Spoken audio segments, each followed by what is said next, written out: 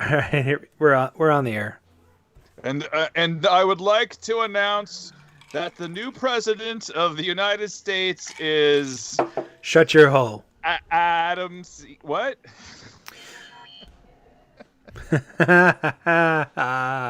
Hey, chatters, what's up?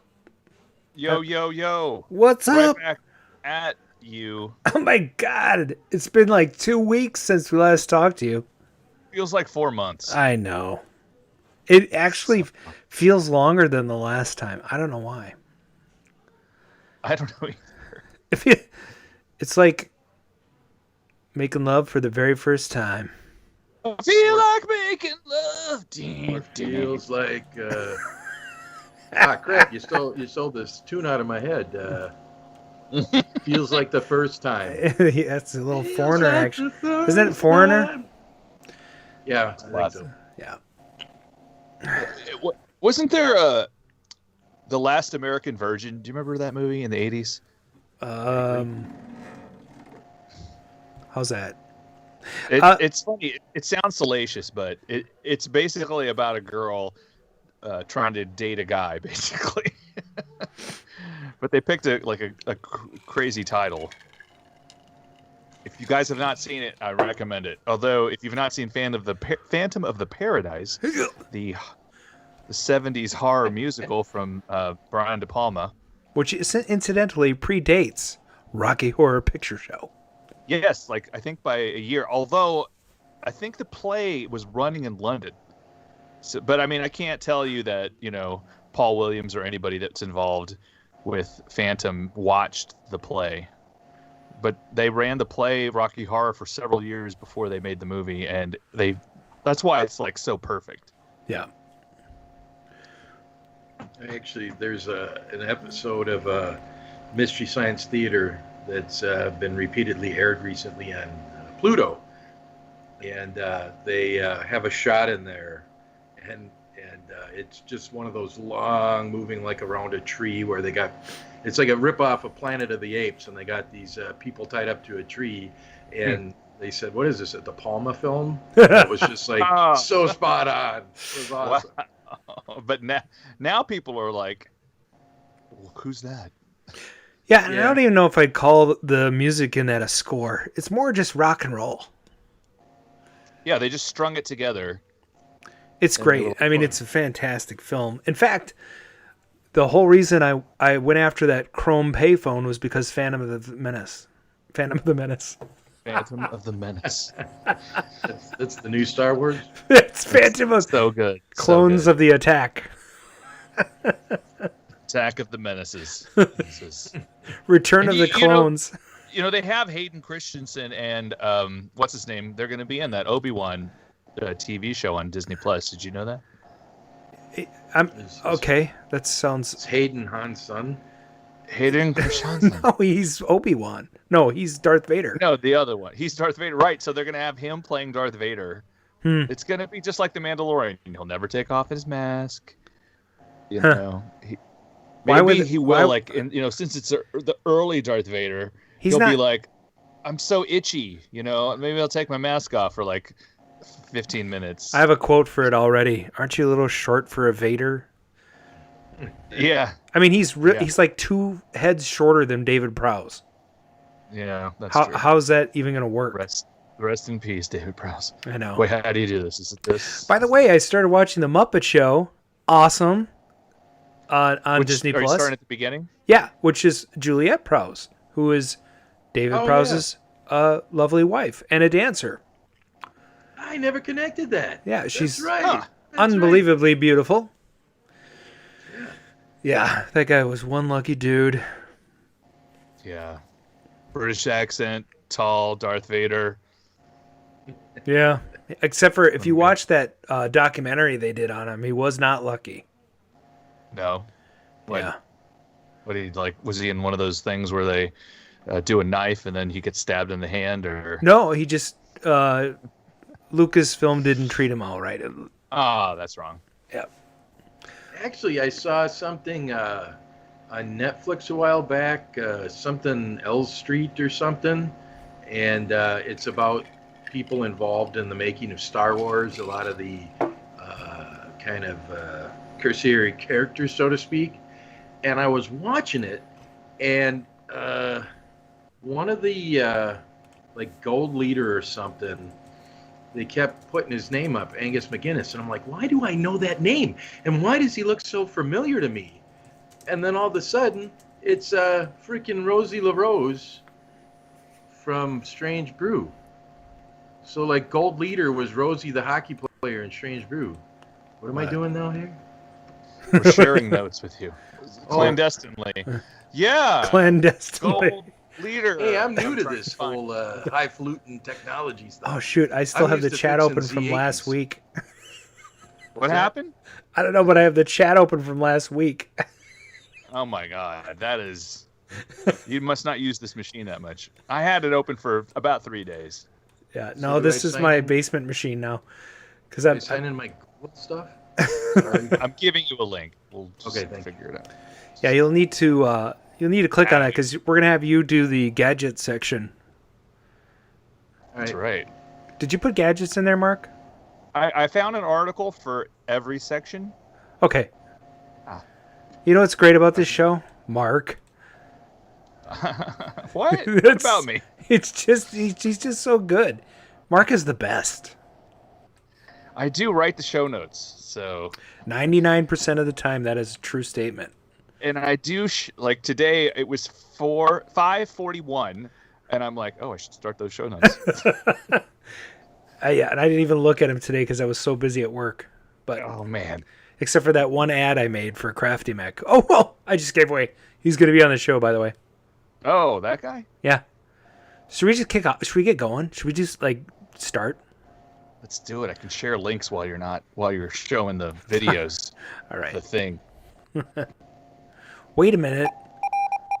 Live from Is this working? KOR Studios in Minneapolis, Minnesota. This is Arcade Radio. Beware, I live. Run, run, run.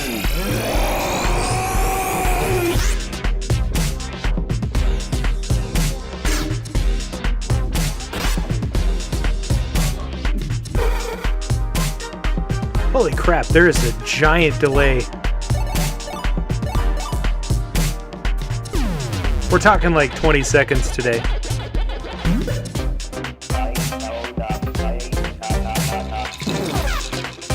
It's gonna be a good show when you hear that sound.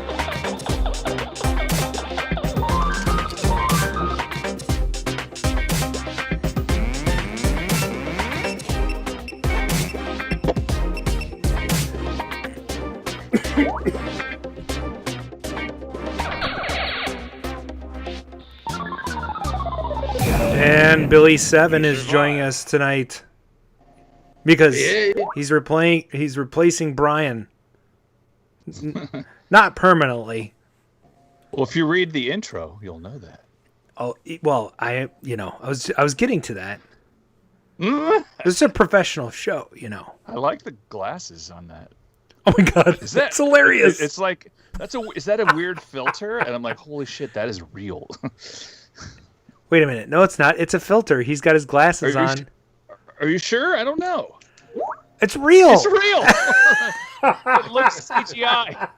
That is amazing. That is hilarious. Put it back. It totally looked like a filter.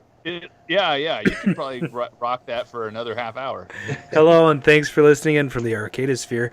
This is Season 5, Episode 10 of the Arcade Radio Podcast. Today is Thursday, March 4th, 2021, and the time is now approximately 7:24 p.m. Central. I'm your host, Adam Stiltskin. I'm joined by my co-host, Mark. What about all the talk about messing up space-time continuum, shields, and Paradise Arcade Shop star technician, as well as purveyor of Moldorama tech, Mr. Billy 7. And joining us later tonight, his famous gadgets have become arcade restoration staples. The test pattern generator, the FPGA bit kit. Ladies and gentle dudes, please elicit a warm round of applause for Mr. CraftyMech, Aaron Reid, who will join us later. He's so good. He's the best. Yeah, I think we got about a half hour with him. Dancer. What's that? You said he's so good, he's the best. He's the greatest dancer. Are you wearing a thong, Billy? What? That was a Speedo. Oh, yes. Well, you know. I have something similar, but I call it a slow-o. But I was watching a Tron documentary because, by the way, I don't know if it's still on sale, but Tron was on sale for $5 on Vudu last weekend.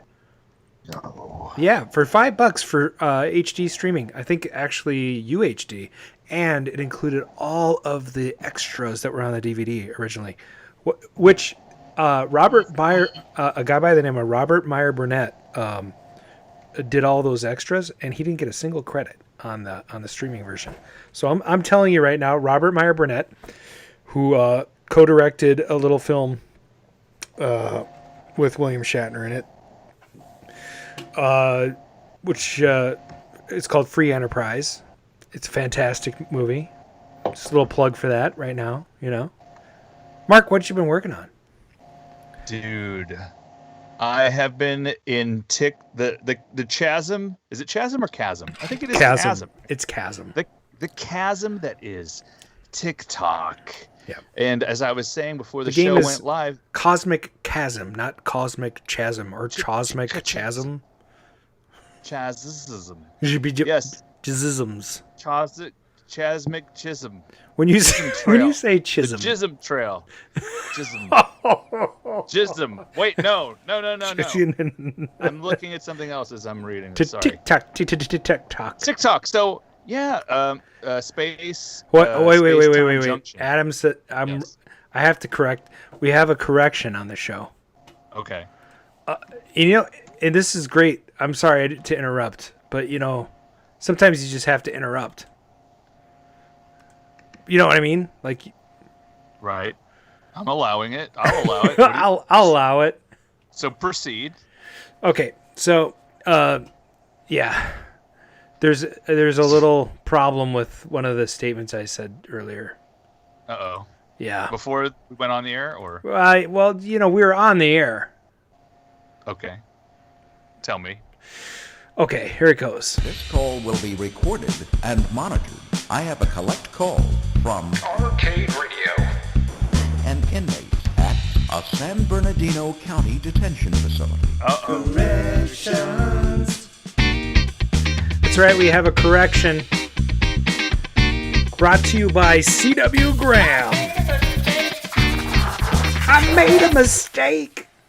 Yep, that's right. Adam was wrong. Juliet Prowse was not David Prowse's wife. I was told that by somebody else who shall be renamed, who shall not be named. Was that when you were in elementary school, or like, you know, how R2D2 doesn't have a dude in it, or? No, it did. Actually, R2D2 did have a dude in it. Yes, I told everybody that. Yeah, well, originally he did in Star Wars. Right. Later on, he did not. He was played by Kenny Baker. Anyway, who was also in Time Bandits. And I know that for a fact. And I had that gentleman sign. I have his actual autograph. He was an awesome dude. And rest in peace. Anyway, that's a true fact. But C.W. Graham has corrected me. And he said Juliet Prowse was not David Prowse's wife. And not a relative at all. Apparently. Maybe. Possibly. We're not sure. Anyway, she's still beautiful. She's a dancer. Check it out. Mark, what are you working on? I'm sorry to interrupt everybody. Hey, everybody! I'm working on. Okay. Again, TikTok. They have lower standards than YouTube and Instagram and Facebook and name every other social network. I don't know. And so TikTok is pretty awesome. I am blowing effing up in TikTok. It is great. I have 16,200 followers right now. Mm-hmm. I passed 10,000 on Sunday. Good job. And so it is accelerating, which is awesome, unless it's a fire, which it is not. But the thing is, I've been I've been posting about my video vendor. I saw that. Oh, yeah. What do you think? I mean, I've been doing it in the style of my Super Pac-Man YouTube video. Where, I love it. It's so good. If you haven't seen Mark's TikTok, you got to. Okay, what's your TikTok handle? Space Time Junction is the TikTok name. So check it out. I subscribe to him. It gives me these little wheat when he's in a video, and this thing is awesome. Mark, tell us. You have 3 videos up so far. You're going to do a 4th? Fourth one was released just a few hours ago. Okay. And by the way, the thing when you do a TikTok, you're supposed to go live briefly, and that's supposed to help you go viral because it sort of lets TikTok know, hey, they figure, well, when you post something, you probably go live, and I don't really know, but I'm not questioning the algorithm. Yeah. But I got about 50 or 60 viewers while I was doing that. Sweet. And I advertised the show, by the way. So sweet. So we can get So you get people to tune in like for the happy hour, the arcade radio happy hour. yeah, right. We still need to have another one of those. We only had one. And what I do is I'm like, give me a date and I'll put it in my DeLorean time circuits, and then people are like, oh my god, it's amazing. So, really, we should do that for this show, but I guess it's hard to get the computer into the DeLorean. Yeah, we'll look into that. So, the video vendor, it is a VHS rental kiosk, and it is not Y2K compliant. I have now learned that. It thinks it is, it's March 4th, 1921 right now. I entered in 2021, and it was like, yeah, I was just kidding about the 20 part. I'm not really even paying attention to that. What does it run on, like 311 or something? I don't know. I have keys to get it's into not Windows. all the compartments. It's definitely not Windows. No, it's got to be like CPM or something. I'm not sure, but it's in this compartment, and I'm going to need to do some WD-40, some graphite, and see if I can get the barrel lock to give. It is sort of seized up in there, but the previous owner tells me, hey, it's one of those 3 keys, dude. You just need to like finesse it, and so everything I'm doing with it, I'm filming it and trying to do, and I just got like a tripod to hold your phone. Yeah. So now I know I'm like totally in. Yeah. I'm in too deep now that I have a tripod mount for my cell phone. That's awesome. But yeah, it's been a lot of fun, and it's been occupying a lot of time. Everybody at work, as far as any people listening that work with me, I have not been on TikTok all day long while I've been at work. So just relax. Everything's kosher. Yeah, everything's cool, dudes. I mean, we have a release tonight, so I'm gonna not be too drunk. I only have 2 types of alcohol that I'm gonna drink: the Coors Banquet, as seen in the Karate Kid, and the Mike's Lime Seltzer, as seen at every teenage girl's house, but their parents. I have a correction. Coors Banquet, not seen in Karate Kid, actually in Cobra Kai. But yes. Oh, Cobra Kai, right. Yeah. But I guess he had to like build himself up to that. Yeah. Speaking of which, I did see the season 3 of Cobra Kai, and I it's still so cheesy, but I can't look away. Yeah, everyone in that show is a jerk, but I still love it. It's like early seasons of The Flash, where Barry Allen's a jerk every once in a while to somebody that's a regular on the show. Yeah, and you're like, Barry Allen, why are you being a douchebag? And I'm like, it's totally like, a writer plot device. Here's another tangent. Why is DC able to make awesome TV shows and all their movies suck, except for like Batman 1989? I don't know, but I've been watching WandaVision, and that is so good. I know. I am so obsessed. Funny story about that real quick. I was behind on Marvel movies, and I caught up. I thought I was behind 2. It turns out I was behind like 5. So I ended up binge watching some of them out of order. But I finally got caught up, and then I watched WandaVision, which doesn't really need the other Marvel movies because they explained it all. Turns out. Right. But anyway, it's a fantastic show. If you haven't seen it, it's really, really good. And I am waiting to watch the last 2 episodes when the finale is released. Is that tonight or tomorrow? It's tonight at 2 a.m., I think, or something. But yeah, so I'm not going to get up at 2 a.m. to watch them both, so I'll watch it tomorrow. But still, it's a great show. Billy, what you been working on? Well, my first thing here is, hang on, I got to get my prop. Oh boy. Oh, this is a kid-friendly show. Yeah, no worries, man. Well, this is what I call exactly it too. for kids. My prop. Okay, so Actually, check this out. I've been trying to figure out how to make some more money. It's been like a week out now from being gone from the El Deepo Reno there. Although I love fixing, the games and all that. But I had this idea. I thought maybe I could start making arcade-themed character sock puppets. Oh my god. What? So, yeah, so I could sell them, and so far all I've got is the snake from Slither. But I thought, like I could put like a little Mario hat on and a mustache or something, and I get a couple of bucks a piece because sometimes It's they get me, holes in it, Mario. Oh no. Yeah, so Oh, that's funny. That's one of my projects. Shite. And then the kind of cool thing, it's in line with doing stuff, but every once in a while I'll get a call from my friends who own the Mold-A-Rama company in Chicago. Yeah? And they'll ask me to run out to Como and assist with the repair. They have a technician here locally that works for the zoo, and every once in a while there's just a little something that I can help out with.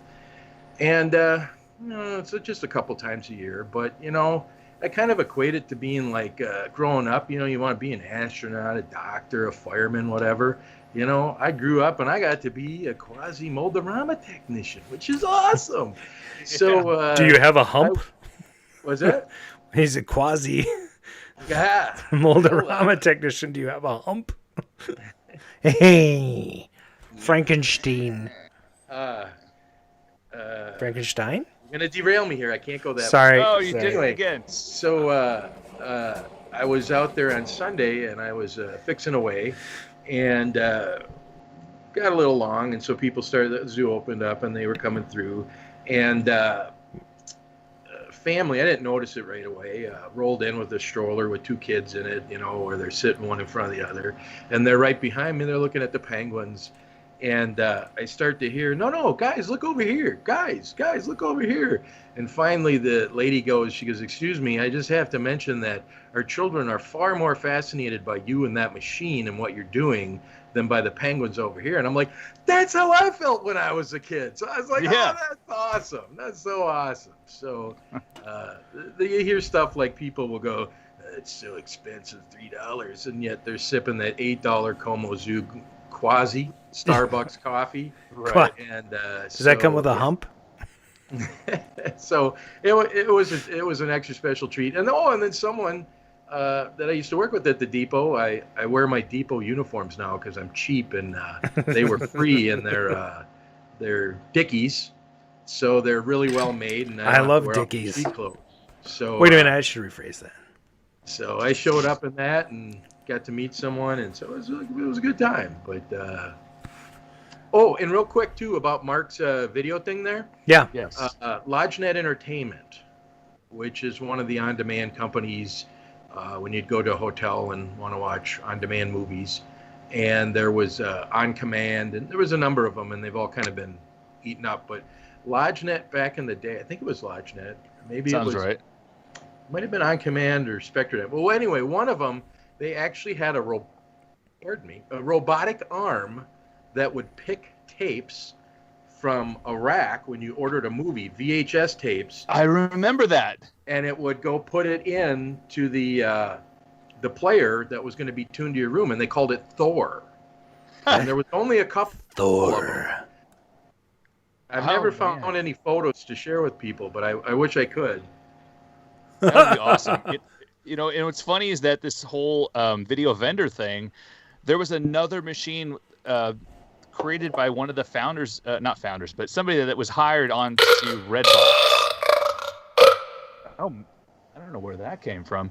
And long story short, he came up with a vending machine, and apparently they found it impractical. But my vending machine reads a code on the tape, so it knows what tape it's reading and it picking up, and it also knows where to put it back. Very like a barcode? I don't know. I'm assuming it's a barcode. Oh. The funny thing is that the guy did not send me any of these. I don't have a manual. But one weird thing is that Eldorado Games contacted me. I didn't know it was Eldorado Games. They have their own video vendor in their warehouse. They use it to stand on top of to get to really tall shelves. I'm not kidding. And I'm like, hey, I know where ladders are sold, and I can ship one to you. Would you sell this to me? So we're going to see what happens there. I don't know why I'm buying 2 of these giant freaking things, but hey, I've got storage in Conroe. Who cares? You know, it's the marrying of 2 partially working things to make one good working thing. That is, and then one partially, yeah. That's How many funny. VHS tapes do you have to acquire now? It has slots for 320 VHS tapes. Yes, I definitely do not have that. Somebody's got a soundboard. Wowie, wow. Yep. The chat is asking for a link to it. I'm gonna send them something. All right. Well, I'm gonna send it to my TikTok. We're way overdue for a segment, so we got to get. Oh yeah. I mean, we got to do something here. I don't know. Let's see how embarrassing this will get. I always felt that the true stars at Atari was engineering. Oh, you're an inventor. Yes, I am. What have you invented? A lot of things. Like? Like a lot of things. Like things that you've heard of. Like? Well, things that you will have heard of, okay? Patents are pending. Arcade gadgets with Brian. Billy 7. Yeah. He's like, how do I work these show notes? Tabs are on the bottom. I found it. I literally just saw that you approved the link. All right. Right. Here we go. There's a tab called Gadgets. And meanwhile, Beck. The best damn tab that never. Oh wait, I'm not. supposed to read that. You're not supposed to read that part. Okay. From PCMag.com. Okay. Want Amazon to make these concept gadgets real? Place your order now. Okay. What are we Want a talking smart about, Billy? cuckoo clock? Yeah. Or how about a machine that can print out custom sticky notes? What? Okay. Amazon is. Go ahead. I said okay. No, we're just chiming. We're in. riffing. You just got to keep going. Man, I'm getting used to this. I'm still working on Z80 technology. There you go. CPM. Amazon is working on some wild ideas for the smart home market. But before the concept devices became real, the company wants to first ensure that people will buy them. Sounds like Alexa? kind of advice. Yeah, I've heard that. Oops, I just said her name. Alexa, cancel. Alexa, order cream corn now. Ship immediately. KDSE. Overnight. The result XTC. is Amazon. The result is Amazon's Build It program. I love it whenever I say something, he just stops. Well, I'm You have to plow through and pretend like Adam doesn't exist. Yeah, just keep going. All right. Hey. The result is Amazon's Build It program, where the company will show off the concept gadgets it's been dreaming up. Interested customers can pre-order them, and enough orders are made within 30 days, the company will manufacture the products and ship the batch out. So it's kind of like a Kickstarter or a GoFundMe or something? Yeah, it sounds like. Yeah. When you pre-order, you will lock in a special price. You'll only be charged if and when the product ships. The company said in an announcement on Wednesday, if their pre-order goal is not met, the product will not be built and you won't be charged. It's low risk, high reward, and a whole lot of freaking fun. Yeah. I might have embellished that last part. You're great at this, actually. This is. Oh, thank you. Yeah, just talk louder because we're real loud. Oh, where are Well, we? like this. Yeah. In a world. In a world. The program sounds a lot like Kickstarter. Hey, look at it. I must have been reading it. A crowdfunding platform for many wild prototype ideas. Amazon settled on the approach after working on the day one edition of the Echo Frames. What's that? I don't know. Oh, the company's smart glasses. Should have kept reading. There you go. Like Google glasses. When we were initially available as a bet to investors, Amazon did not proceed with another day one edition, the Echo Smart Ring. Well, there's Can you imagine the the formatting's a Echo? little. It is weird. I apologize. I just copy and pasted. The Echo Loop Smart Ring would have been a ring that you talk to, and it basically was like an Alexa on a ring. That's weird. That's weird. Did it have a mood ring option? No. That's like Dick Tracy's watch. Right. Which is now your Apple Watch, basically. Or the Orphan Annie decoder. Drink more Ovaltine. Can you actually do like video calls on your watch on that thing? No, just audio. See, that's dumb. I'm sure they need to have a camera on it. Yeah, so. it's dumb. Yeah. It's like, okay, we have the technology. Make a Dick Tracy watch, for crying out loud. Right. Poof. Well, here, you got to get on this Amazon Build It program, guys. Anyway. Oh, it's over.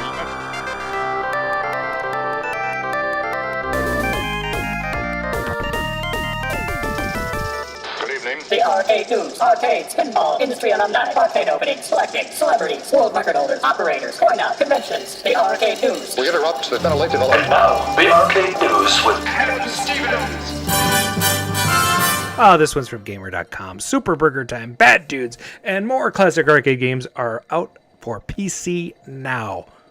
That sounds like this sounds like old news to me. Doesn't this sound old? It does, but you know what? I checked. A lot of people do this. Okay. Ziggurat Interactive. That's Ziggurat. I don't know. Ziggurat? I don't know.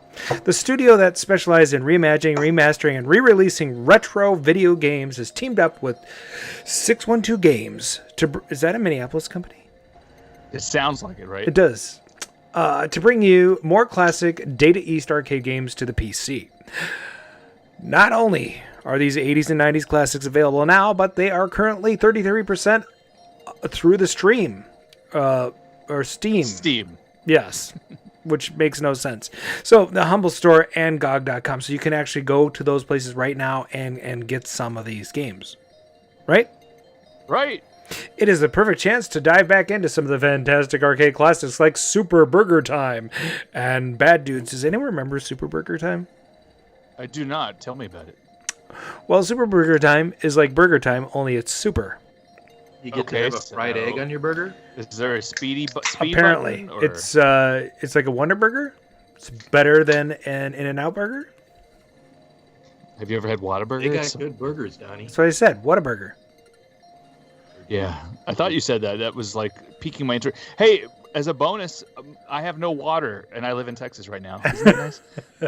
Literally, there's no water right now. My wife and I, before the show, negotiated. Okay, this is the pee toilet. This is the poo toilet. That's terrible. Texas. How long have you been out without water now? 2 weeks? Well, you got pipe. It only went out tonight. I don't know what's going on. They're probably fixing pipes. Apparently the water grid can't support it, whatever. I don't know what's happening. Yeah, they're having problems. Okay, here comes another article from simplyflying.com. Pac-Man at 35,000 feet. Retro gaming is coming to IFE. Or IFE. New partnerships with Panasonic and entertainment giant Bandai Namco is bringing the best of 80s gaming to seatback screen near you.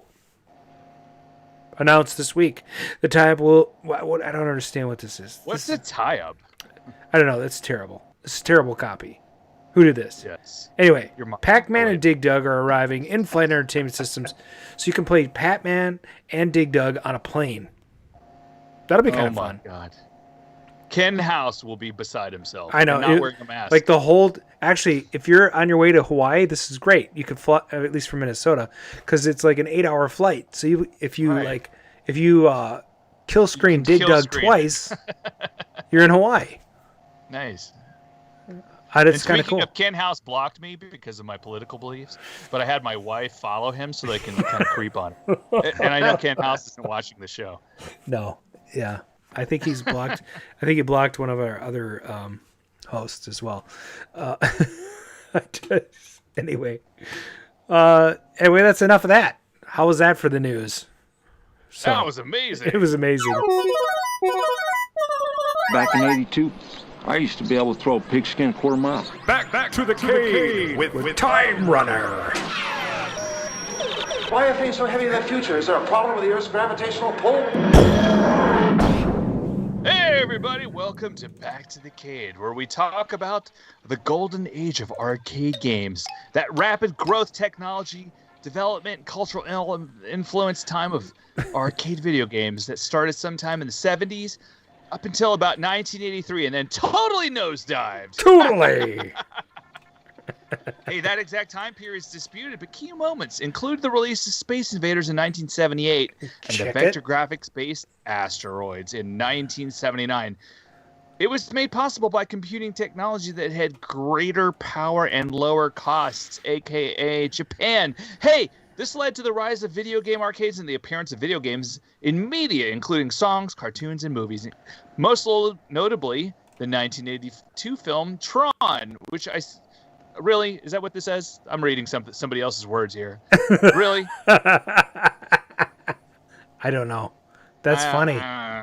No. So what happened was, guys, normally when Back to the Cage segment starts, I have like a spiel about something that happened, but I didn't have one. So before, like while Adam was playing that, I searched for Arcade 1983 history, and then the Wikipedia page came up, and I started to read from it. And then that's where I start to segue into the part where I go, hey, Adam, what's in the juke? Wait a minute. Since your finger is on that button the whole time while I'm talking. You totally tricked me. You tricked me. You got to say it again now. Hey, Adam, what's in the juke? Yeah!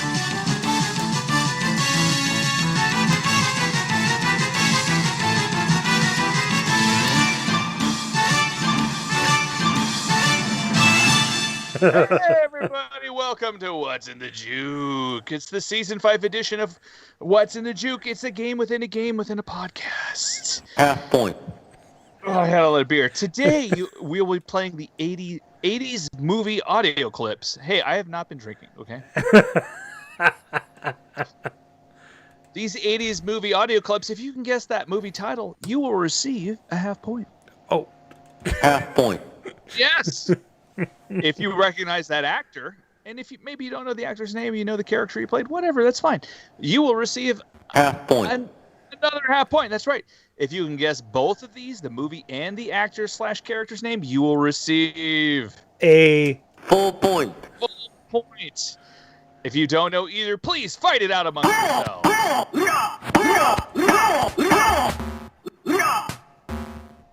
Thank you. Now that the fighting is over, let us begin. All right. Here comes your first track. Spare me the women's lib crap, okay? I love that. Spare me the women's lib crap, okay? So good. Fun fact, this actor was in That Girl in 1966. Man. Mm-hmm. He played a doctor. He was also in the video game movie with the kid from E.T. Cloak and Dagger. Cloak and Dagger. Spare me the women's lib crap, okay? Also in my favorite movie, and I've been using the audio from it. It's in my top 5 war games. Oh yes, that's true. He is in that. It's not Bill Murray. It's not Richard Gere. It's interesting. I wouldn't be Richard Gere or Tracy Lord, Doug Jones. You're just revealing yourself in a different light. So you could. Yeah. No.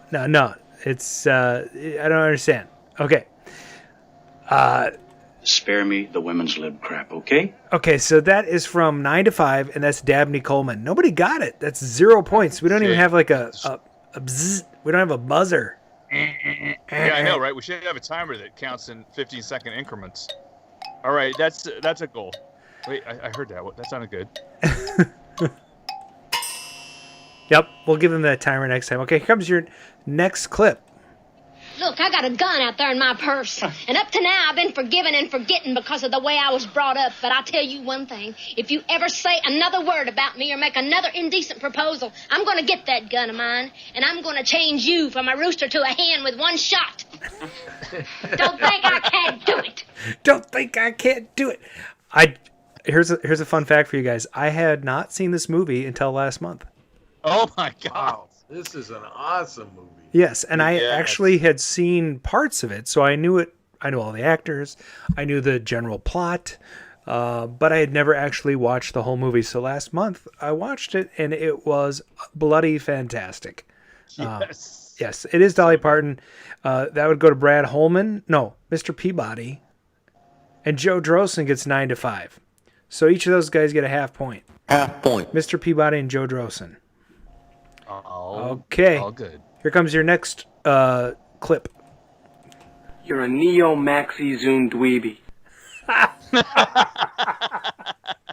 Oh, I love that clip. Oh, let's just play that again. Neo-maxi zoom dweeby. Oh. A friend of mine's son is in a band called the John Hughes Mixtape Band. And they did a song from this movie. But the cool thing is the bassist dresses up like the character who this quote is from. You're a neo-maxi zoom dweeby. And it's just awesome. It is not Weird Science. Who got Dabney Coleman? Did you see Dabney Coleman? I didn't see. I'm going and scrolling back up. I did not see any Dabney Coleman in there. Sorry. I don't see it. I see Brian saying, I got Dabney Coleman. Does that mean you got it like a disease? Like I got the cold or the flu? Or... It is Judd Nelson, and that is from Breakfast Club. So Joe Drosen gets half point, and Brian Frober gets a half point. So each of those guys. Half point. So, next clip is coming up. Have you ever seen a spleen that large? No, not since breakfast. I'll play that again. Have you ever seen a spleen that large? No, not since breakfast. This is another movie that I didn't see until my 30s, actually, but still very funny. It's the actor we're looking for is the second person to speak. Keep looking that large? No, not since breakfast. If they get the first guy, they should get a half point for that too. But it's true. It is Chevy Chase, and that was Mr. Peabody with Chevy Chase. Which movie is it from? It's not Airplane. Nope. It's very easy. Have you ever seen a spleen that large? Doug Jones. No, not since breakfast. Half point. Doug Jones and was that Mr. Peabody? Yeah, they get a half point. I'm guessing Mr. Peabody's in the lead. I'm just guessing. Peabody and Drosen are tied. Okay, actually. cool. Okay, here comes your next track. Can I borrow your underpants for 10 minutes? That's wrong. I saw this movie when it came out on VHS. I did not get to see it in the theater. It was rated PG though, which it has boobies. It has boobies and like kind of a non-consensual weird thing happening in it, but whatever. Can I borrow your underpants for 10 minutes? Well, I don't know. She seemed to. She's fine with it. Yeah, I dated a girl like that, so it's fine. And then What? No, come on. My favorite clip from that the scene after that is where he says, or where she says, "Now we're both on the pill."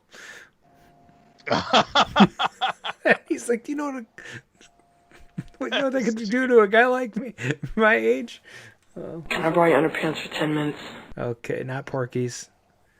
It is Anthony Michael Hall, Doug Jones, and it was 16 Candles. Mike Page? No, Mr. Peabody. Mr. Peabody. Mr. Peabody, 16 Candles. Yep, you're right. And it's Joe Drosen for Anthony Michael Hall. I said Doug Jones, but it was actually Joe Drosen. So half point for those guys. Okay, here comes your next track. So, what would you little maniacs like to do first? I'll give it. Actress. She's still pretty good looking for her age. So, what would you little maniacs like to do first?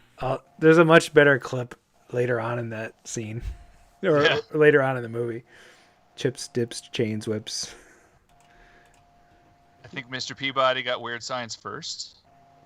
Okay, Weird Science, Mr. Peabody, I see that. And so far, Brad Holman's got her first name. He typed it in 2 lines. Okay, who is signed in as me? That's me. You're signed in as Matarax? No, I'm signed in as. No, somebody is on my fucking computer. What? Oh, is it somebody downstairs on a laptop, perhaps? Well, I'm downstairs. This is funny. Okay. I mean, upstairs. I'm like, why am I typing the answer? That's not me. I mean, Are you seriously. having an out-of-body experience now? Someone's logged into my frickin' account. Well, in the chat here on the sharing program, there's somebody that was listed as Time that was commenting on the links. Interesting. Got hacked. No, I didn't get hacked. It's Joe and Chappie. Okay, moving on. Here comes your. So wait, who got the other half of that one? Weird Science was Brad Holman. Brad Holman. Okay.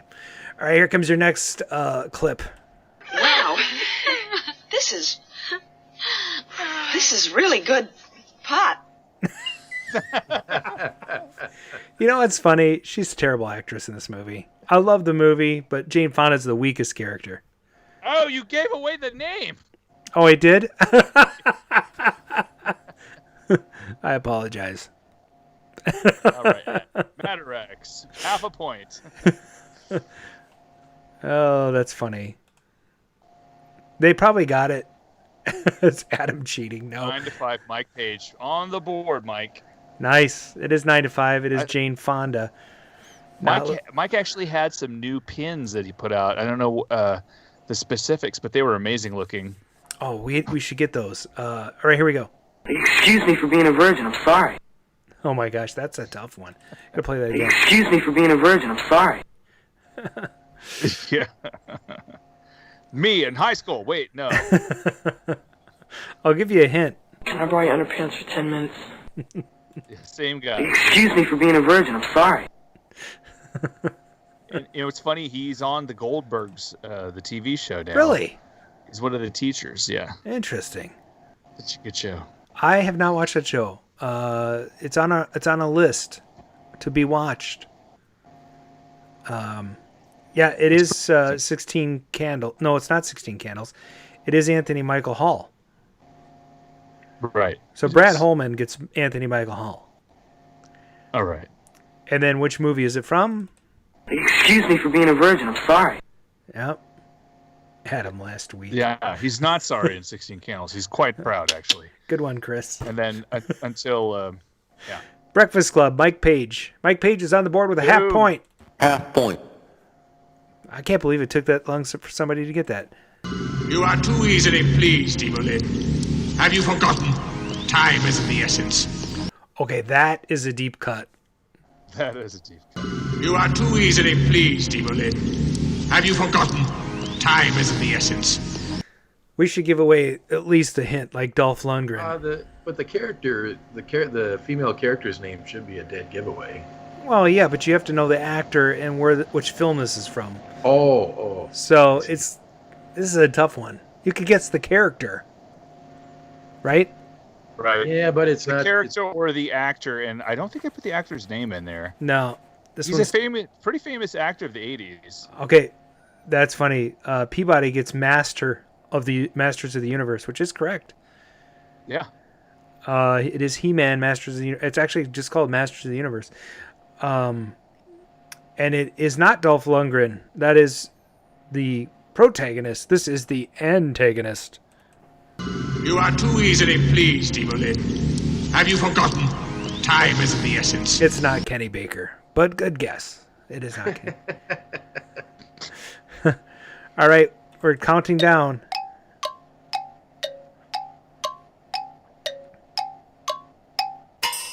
It's Skeletor. Name starts with an F. Skeletor. Right. Okay, here comes your last clip. Okay. I didn't know you could fly a plane. Why, yes. Land? No. This is not from the movie you purported it to be from.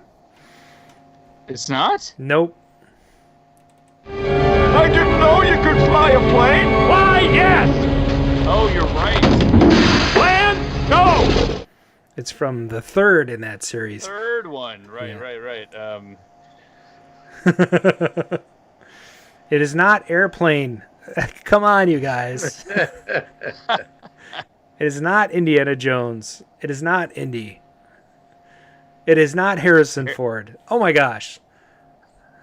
I mean, it is the But second it is. guy. It's both of them, actually. Yeah, I guess you give a half point for Harrison Ford on that. Half point. It's not Raiders of the That's Lost going Ark. to Serum. I didn't know you could fly a plane. Why, yes. Land, go. Yep. So that's The Last Crusade. That is correct, Mr. Peabody. And the actor is Father Jones. I'm going to give it to Brad Holman. Father Jones. Oh my God. Dr. Jones Sr., I guess we could have said. How about Sean Connery, anybody? Half point. Full point. Got it. That's okay, because Mr. Peabody won with 3 points. All right, that's awesome. Nice. And with second place, Joe Drossen and Brad Holman tied. And then in a solid third place showing, Mike Page. Excelente. Excellent work, sir. Well, Hey, look who's here. Hey, I think Aaron Reid just joined the show. I did. That's excellent. What's up, Distracted, sir. I'm sorry, what did you say, Mark? I said, that's excellent, sir. Hi. Was it? I have to drink my beer from this side. Okay.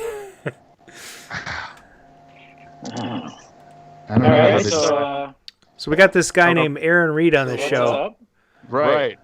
We should do a little audio. Wait. Do we have a voicemail? We do have a voicemail. Aaron, do you want to be entertained for a minute? I think you might be entertained. Sure. Maybe. Possibly. It's a possibility. I'm not sure. All right, let's play this thing. We got a voicemail. I can see it. Thank you for calling 612-548-GAME. This is Arcade Radio. Please leave your message after the tone. Hey, everybody. It's your buddy, Bob Zarzadek, control panel expert and technician. Hey, I'm sorry I haven't called in for a while. I was messing around with this grid, that they have down in Texas, and it did not go as planned. And so I'm kind of on the run again, and I don't like to run a lot. I'm more of a speed walker, so I'm on the speed walker, a slow jog. But, as soon as they, things settle down, and it looks like the temperature's all back to normal, and nobody's noticing, then, I think everything's going to be fine. So, I just try to make my way back into the Walmart parking lot. It's just taking a little while longer than I thought. But until that happens, you guys have a great show. CraftyMech and Billy Seven. Is that right? He's there? You guys have a good show. You do good. You do good. All right. Okay. I'm ripping here. All right. You guys, start to that count. Totally grasping every time. I don't even know. It's like he does it 5 minutes before the show starts. It's weird. I mean, it really does sound last minute, doesn't it?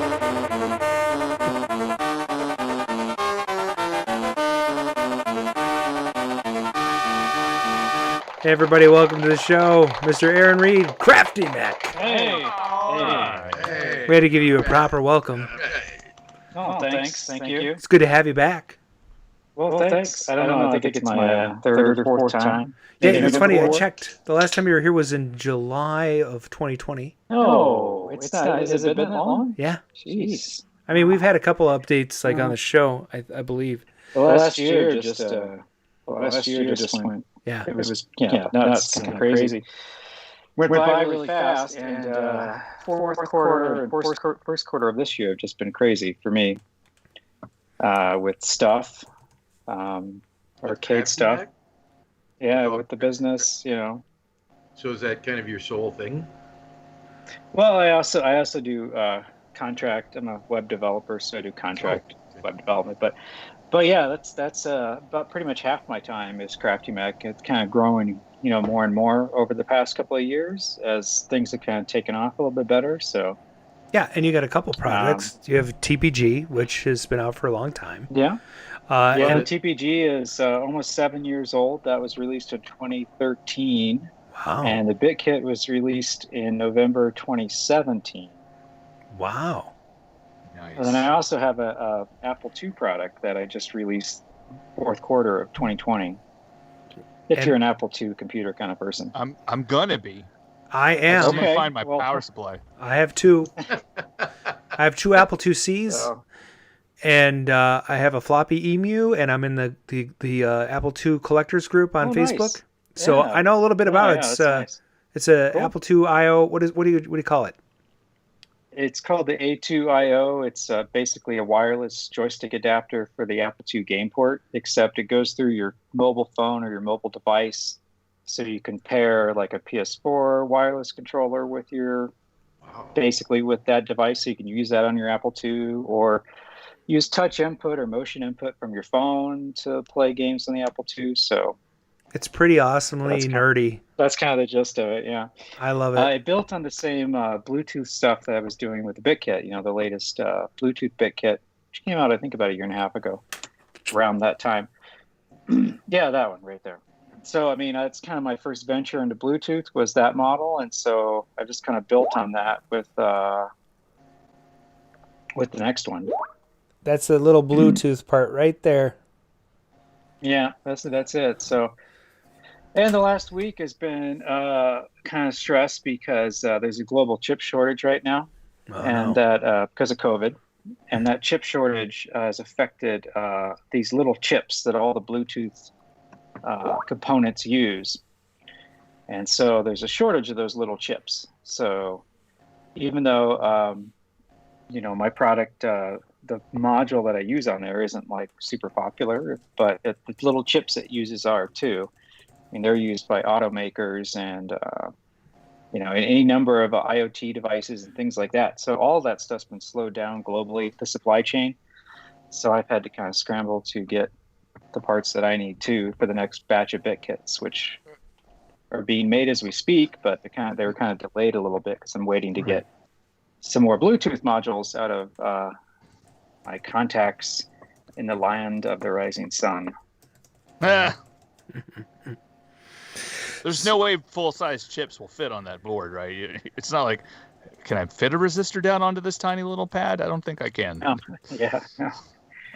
Those little Bluetooth modules are they're like little system on chips by themselves. They have all these little components and a little CPU and a little crystal and everything like that. So they're like a little mini computer of their own. It's awesome. So the reason we have you on is mainly for the BitKit because, I mean, obviously a lot of these people that listen to the show have a BitKit. I have a couple, 3 BitKits, and I'm thinking about getting another one. So are they sold out or? Oh, no, right now, all 3 of my vendors have them because I sent them shipments in February. It was just like, it was the end of my inventory. So my inventory I'm waiting on, but our Paradise Arcade, Arcade Shop, Mike's Arcade, they have stock for sure. And they probably will have stock for another 6 weeks or so until that's depleted. And then hopefully at that same time, I'll be getting a new shipment in. They're about $150 right now. Is that what they're? Yeah, $149. Don't forget the charm pricing. Oh, nice. $149. And $149. I gotta say though, for the $150 that you spent minus $1, what you spend on this thing, you get a ton of games. And why don't you tell us why you just remind our listeners why this started, and give us kind of a lowdown of what is on it and what have you put on since July of last year? Because I know in October there was an update, in December there was an update, in March there's an update, and actually there was one in between there too, I think. But why don't you tell us? Well, it started back in 2016 with Nibbler. That was the first game that I implemented on the BitKit. And the BitKit is an FPGA board. So instead of software emulation, it's basically, you can call it hardware recreation or hardware emulation. I mean, it's basically semantics, but it's replicating the original hardware of the arcade boards, but in a tiny square chip that has lots of shrunken down logic elements, like millions of them, so it can do that. And so it started with Nibbler, and that was just one. I figured I'd do that one game, and then I announced the project on Glob. And it started to get people interested, and so I looked at what other games are on that same kind of hardware, and that was where Pioneer Balloon and Fantasy and Vanguard and Zarzan came from, which is kind of a motley group of games, honestly. Mm-hmm. But, you know, they're fun. Like, Fantasy is really, I mean, it's quirky, it's kind of wacky, you know. You got Funky Town that plays in the jungle stage. I mean, I've always loved it just because it's so odd. Yeah. And Pioneer Balloon's kind of the same way. You're in a balloon dropping, you know, petrol bombs on natives, I guess. It's probably not politically correct. It's not a good game for that. Vanguard's more just a space shooter. So, you know, and Vanguard's a classic. People know Vanguard. Vanguard's great because it uses the theme from Star Trek The Next Generation as its boot up theme. Yes. Or wasn't the original Star Trek, actually, right? the motion picture. Yeah. The motion picture. From 78, right. They basically stole Jerry Goldsmith's theme, which was used in both of those. So. I kept seeing Vanguard on Starcade, the TV show. It seemed like it was a game that was definitely it was pretty popular at the time. It was the first, I think, one of the first games to use scrolling playfield. And it scrolled diagonal. it scrolled in a couple different ways. Diagonally up. I don't think it ever went down. Yeah, it went down at one point too. So, you know, it was pretty innovative. But that was the first set of games on the BitKit, and then that was all I was going to do was like 5 games. But then I started looking at the hardware for Pac-Man, and a bunch of games ran on Pac-Man hardware, you know, a whole bunch. And decided, well, I'll try to get that to work too. And so then that led to Pac hardware being added to the BitKit. So that, of course, adds the Pac games, but it also added games like Eyes, Mr. TNT, some stuff that was less known, like Beastie Feasty and the Glob, Lizard Wizard, Piranha, yeah, Pac, a riff on Pac with little squids with goatees. I love that. Well, one of Such a good game. Have little goatees, yeah. It's amazing how removing the maze from that game and just putting dots all over makes it exponentially more difficult. Oh my gosh, there's no escape basically. I know you got to keep moving, and that's why I can only play like Piranha on Turbo, where you move faster. Fast is enabled. But anyway, the Pac led then to Scramble and Galaxian hardware, which is another platform that tons of games are on. So then, of course, we had Scramble, Super Cobra, Anteater, Jump Bug, a bunch of other Frogger, some shooters, which is what we added in the fall, or was it the spring? I think I told you. I was on here the last time when we added that, because that was like Moon Cresta and Galaxian and Uniwars. Yeah, Galaxian was just about to come out, I think. And then when did Hot Shocker come out? October? That was the October. Yeah, that was like the October update. So, and that was another Galaxian hardware game that I just wanted to kind of add. Yeah. Because people had asked about it, and I started to play it, and I was like, it was actually pretty fun. I had never, not that Shocker, my friend. No, put that away. And, you know, it was fun. And so that's what I liked about the BitKit project. I always say that, not the Double Shocker, is that it's fun just discovering crazy, like off the wall, kind of off the beaten path games that I'd never heard of. I got to say, Hot Shocker is a fantastic game, really. It's fun. I mean, it has a few quirks that they could have done a little bit better, but it's definitely was a surprise for me because I'd never played it, never heard of it. Me neither. It was one of those games that it was by an Italian company, so it never even made it to America. It has a weird bonus round that I couldn't figure out. I died I didn't get any bonus points like the first 3 times I tried it. It's like you got to hit the button as soon as he drops. Yeah. But to get the max points, but so yeah, I mean that was for those platforms, 3 hardware platforms, and that's basically what I did. Is I tried to add hardware to the BitKit that would give me a bunch of games that I could include, and then gradually added those games as I got, because each game has to be integrated with the high score saving and all the settings in the menu, and so it kind of takes a little bit of time for each one.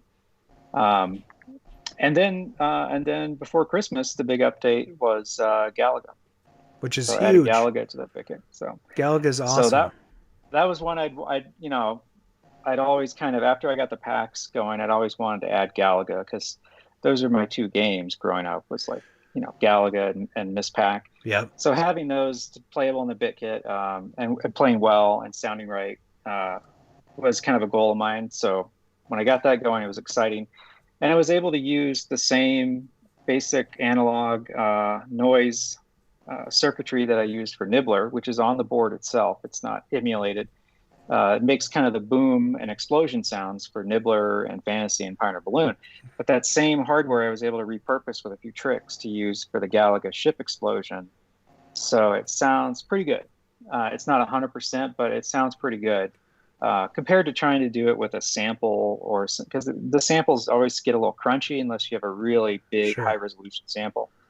So I was happy with that. So yeah, and I've played it a bunch of times, and first of all, I think the beauty of the BitKit, and you guys chime in if you want, but I think the beauty of the I think the beauty of the BitKit is that games like Galaga in their original form are very difficult to keep running. Nibbler and Galaga boards are scarce in working condition. Galaga maybe not so much because there's a lot of them, but those custom chips, there's a lot of custom chips, and I actually sold my Galaga in a trade because I didn't want to work on it anymore. I was really tired of working on it. And so having this in a FPGA version that plays, essentially exactly like the arcade game, is just a real treat. Another thing I'd like you to talk about, Aaron, is maybe out of necessity, but your GUI, the UI for this has become just absolutely a dream to use. It's very, very easy. Yes. Oh, no, thanks. Because the original UI was okay. It was all text. It didn't have any screenshots of the games. And I'd always liked the Arcade SD UI. Yes. Where you had those nice big screenshots, especially for people who were just casual, guests at your house or friends who didn't know anything about arcade games. They could just sit there and push the joystick and see these nice big screenshots of each game that they could choose from. And so I wanted to do something like that on the BitKit, and that's kind of where the more graphical screenshots came from. And then I've always tried to keep the menu and the options and the features accessible and easy, and kept on revamping and adding to the UI just because, I've used other things in the past and other just MAME setups in general where the menus are really convoluted and it's hard to get to what you want. And I think with the arcade cabinet experience like this, if you're going to go FPGA, you don't want 1,000 games. You're not going to get that on FPGA, right? So you want a selection of games and you want the settings to be easy to get to. You want guests to be able to kind of find their way around the game selection menu. Just want it to be fun and easy to use. If you want to tweak and play every game made, then, set up a MAME cabinet and do something like that. Yeah. Or what, ARPicade, or if you want to go that route with a Raspberry Pi and that kind of thing. But for the BitKit, it's kind of a curated collection of games, accidentally curated as I've gone along, taken requests from users, kind of added stuff. And so the menu system has become a part of that, just making sure that it has a certain standard of usability, and I try to stick to that. And this update I just put out had some new fixes, some quality of life improvements. Now that there's 8 pages of game slots, 64 game slots total. Wow.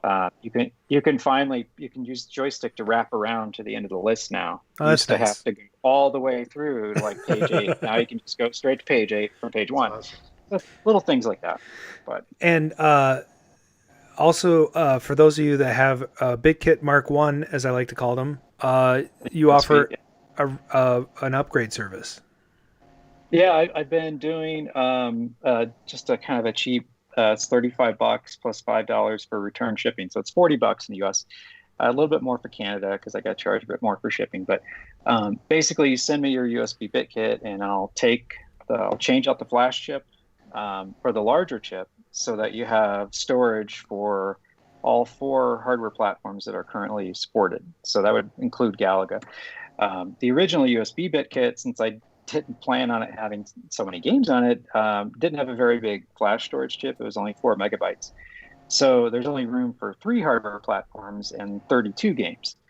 So I changed the flash out so you can fit all 4 of the current platforms, plus there's room for more when I add more. And you've got 64 games that can be installed versus only 32. That's so awesome. And you did mine early on. I was a early adopter of the platform in the first place. I think you told me my number was relatively low. Yeah, it was pretty low. And, I tend to be like on Clav. I'm sort of like the guy who waits for the vaporware posts to go away. And if something actually comes to fruition and starts selling, then I'm sort of the last man hitting the button. Like, I want one too. I want one too. So I was really happy to get that. So that's the cue to talk about the next update that you did. Oh, okay. Great. Okay. Nicely done. Well, that one just came out. Oh, it's an interesting story too, because a guy sent me another clobber sent me a PCB that he bought from Argentina off eBay for this 2-player simultaneous Miss Pac-Man. People had been looking for this game for a while, and just recently several of these boards surfaced. And so he sent me one, and I dumped the ROM, which used some encryption, and I spent about a week kind of working back and forth when I had time to decrypt it. And it was about 3/4 the way through figuring out how it was encrypted. And when we talk encryption, we're not talking like RSA or, Department of Defense. We're talking like switching bits around, XORing with a certain value. I mean, it was what they did back then that could be easily replicated on a little daughter board that plugged in to what would be a bootleg Miss Pac-Man. So we're not talking like, blockchain and stuff like that. I mean, so when I said I decrypted the ROM, I was cracking the encryption. It just means, I'm looking at the bit patterns and trying to figure out how they swap things around to confuse they're bootleggers, but they're trying to confuse the bootleggers who are going to bootleg their bootleg. That was kind of the whole idea. But unbeknownst to me, several of these boards went into the wild at the same time. So another guy actually had gotten his a bit earlier, and he got that process all done and submitted it to MAME first before I was able to finish my job, which is fine. I mean, I'm just glad the game got into MAME. Now people can play it in MAME, and but I wanted to add it to the BitKit. So that was the goal of this update, was to add that game. So now it's playable on the BitKit. It's a 2-player Miss Pac-Man. The Miss Pac-Man Twin, do they call it? Miss Pac Twin, yeah. Okay. And they cut some things out to make it 2-player, like there's no fruit, there's no intermissions. I'd like to add those things back in. So now that I have the decrypted code, I'll look at it. I'm also going to give it to several people who have expressed interest in taking a crack at it too, and seeing how it works. See if we can't add the stuff they took out back in. Because I think having fruit in a 2-player Miss Pac, I mean, that's like you fight for the fruit. It's like a competitive kind of thing. Yeah. I think it adds like an little extra dimension to the game. And of course the intermissions. I mean, you got to have the intermissions. So, but it's fun. It's a little bit different because the way they set it up, when you die, you automatically respawn in the same place with like a 2-second period of invincibility. So if you're not paying attention, you can just like die, game over. Oh, no.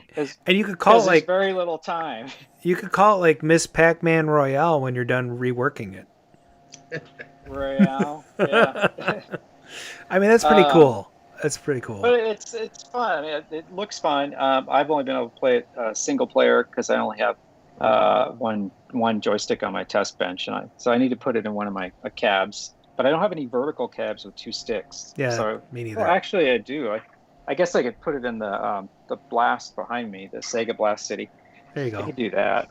Will it play on a cocktail? Or it'll play on a cocktail. And what I did based on a request that made sense was, because on a cocktail, the second player, the screen's not going to flip for them because both players play at the same time. If you put it in cocktail mode, I swapped the controls so that you can play upside down, and left and right and up and down makes sense. Cool. So you move up, works.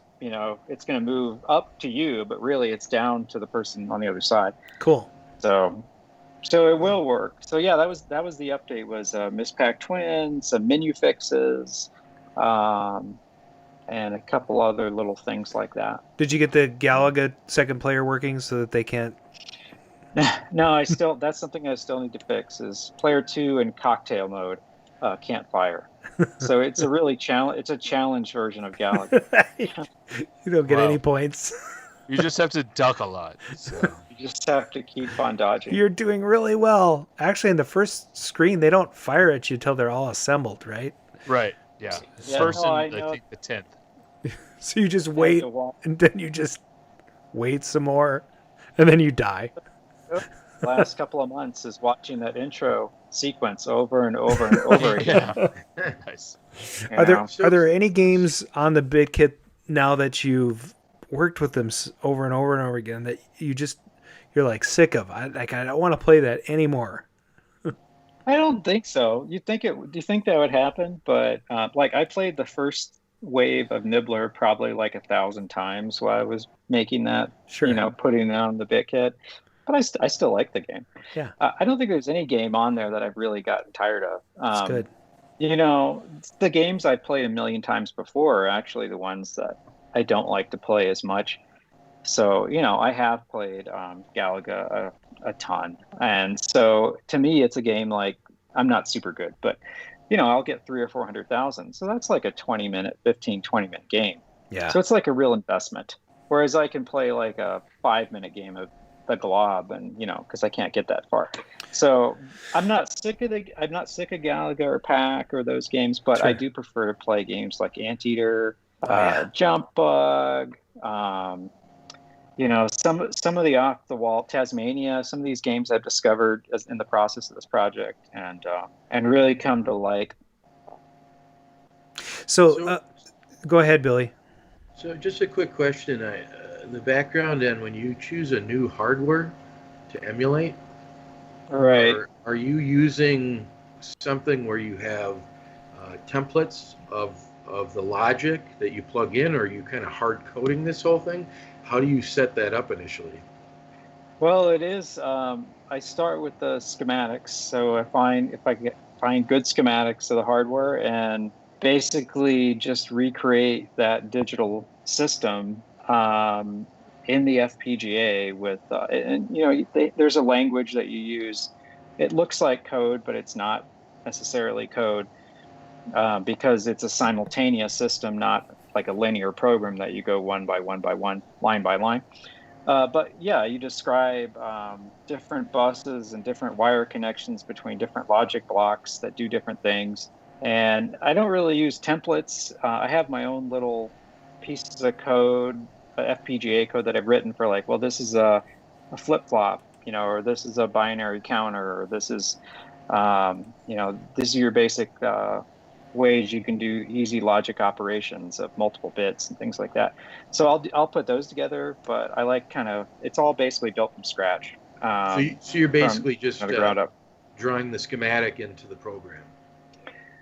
Well, mentally. Yeah, there's the software actually. Some of these tool chains that are a bit more advanced, you can just literally recreate the schematic in the tool chain, and it will create the necessary logic in the FPGA for you. But it has a lot of gotchas when you do that because of how much faster the logic is now in an FPGA versus the old TTL chips from the 80s and late 70s. So I like to do things more by hand, and it also lets you do things that make more sense to make things less complex. Like you look at your average arcade board, it might have 2 or 3 different chips doing address decoding because they could only handle like 4 bits of the address at once or 8 bits of the address at once. So you can combine those operations into something a lot simpler inside the FPGA because it has more horsepower and a wider array. You could build really wide buses when it comes to bits, that you couldn't do in the old days with the TTL chips. You had to use a lot of little TTL chips connected together in sequence or in series to achieve that. So do you have to regulate the control of the logic outside of just the clocking, the crystal frequency? Well, yeah, I mean, you're recreating the digital system, basically, including all of its clocks and events.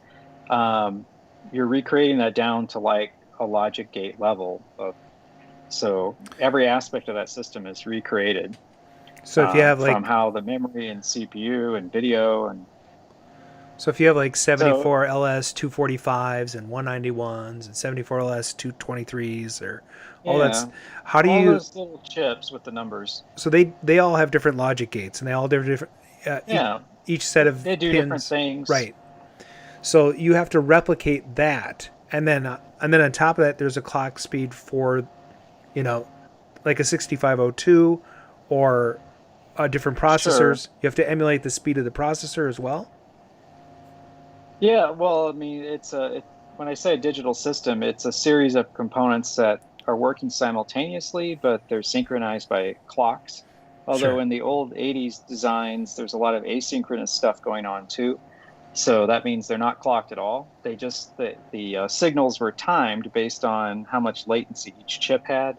So the designer kind of knew, well, these chips strung together, that signal is going to arrive here at about the right time for this other synchronous signal. So those are the kind of the gotchas you have to be careful with, because you have a lot of events that just kind of magically work in some of these arcade designs because the designers were clever and they knew that it would. And the chips were slow, and so there was a bit more tolerance.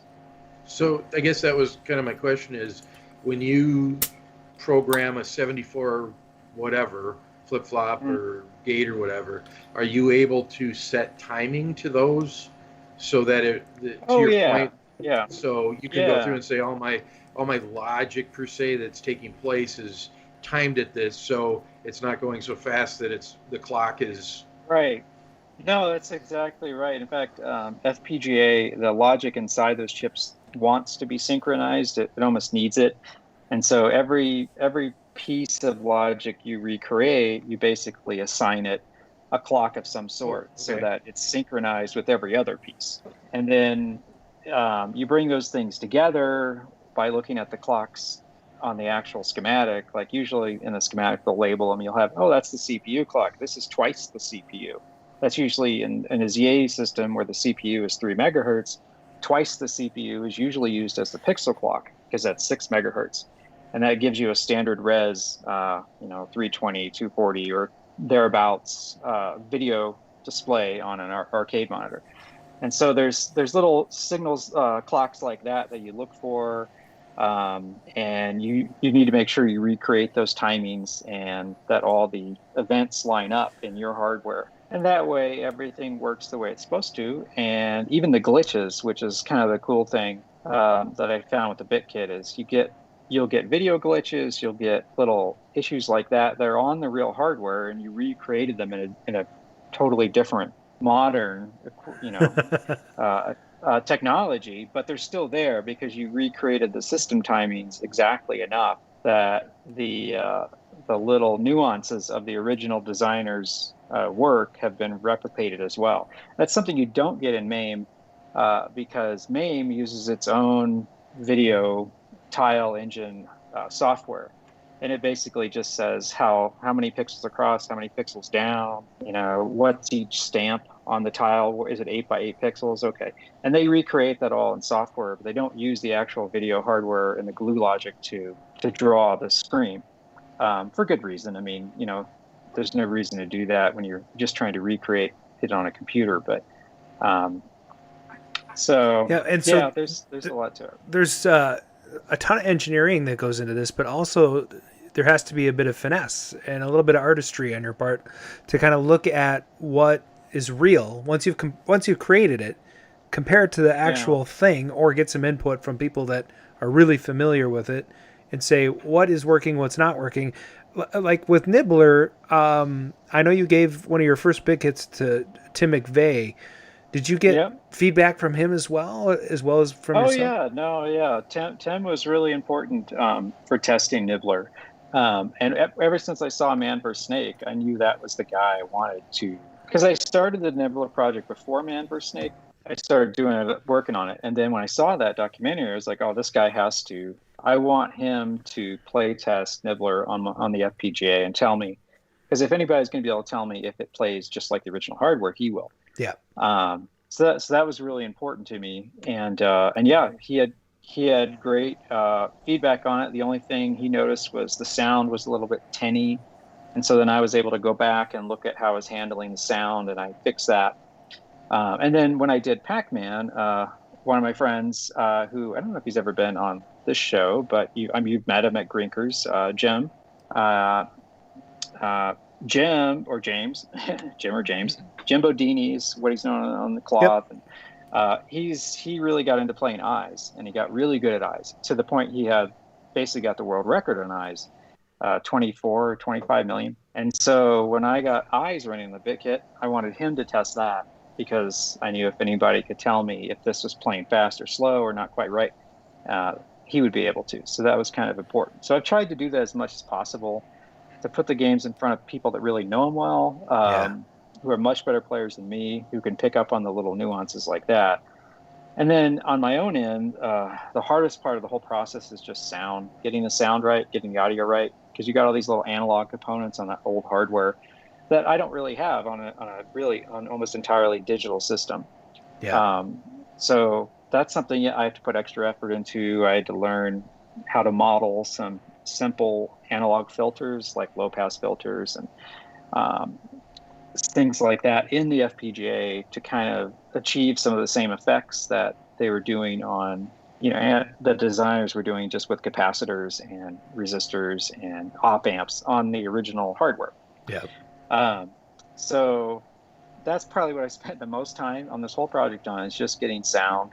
And I've revised it several times for different games like Scramble and Super Cobra especially, which relied on how the different channels of the sound chip canceled each other out to produce this nice, really even sound mix, because there were 6 sound channels. And so they all interacted in this very organic way.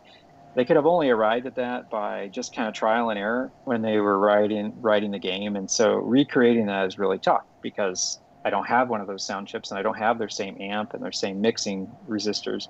So it all has to be done digitally, and there's a lot of finesse. Like I said, there's a lot of finesse that goes into that. Yeah. I think I've said it a lot that the BitKit is probably the worst way possible I could have ever decided to make money in this hobby, because of the number of hours I put into it. Yeah. I could have just gone and gotten, especially with minimum wage going up, I could have just gotten like a full-time job somewhere and made more money at like McDonald's than probably I've done with BitKit. But it's more labor, of love. It's a passion project. The love of the hobby, man. It's the love of the hobby, and I like the community. We've got a great group on Facebook now, in the BitKit group. Almost 300 people. It's a players group, so I'm in there, but I'm not. It's not like my marketing or sales front. That's my own CraftyMech website and Facebook group. But the BitKit group is more where we have high score contests, for fun. Talk about games, talk about cabinets, talk about the hobby in terms of questions for how you hook up things for the BitKit, different controls, etc. So it's amazing to me how many people you respond to with such patience after getting the same question over and over again about how my monitor's not syncing up, or I'm running this off of, I can't get the UI for the BitKit loader to work, or whatever. My pants are itchy. And